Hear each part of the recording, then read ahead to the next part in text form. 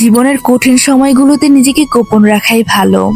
নিজের দুঃখ কষ্ট কাউকে না দেখানোই উত্তম।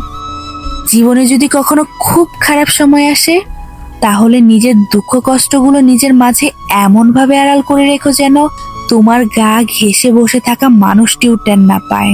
গোপনে তুমি ভেঙে গেছো খুব, পুড়ে ছারখার হয়ে গেছে মনের বন, আকস্মিক ঝড়ে ঝরে গেছে জীবন বৃক্ষের সব কটি সবুজ পাতা।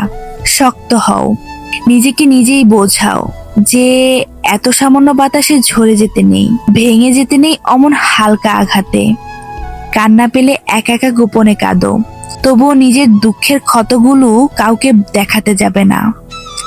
মনে রেখো, যে নিজের জন্য আলো হতে পারে না, পৃথিবীর সমস্ত আলো মিলেও তাকে পথ দেখাতে পারবে না। জানোই তো, মানুষ বড় নিষ্ঠুর ও নির্দয়।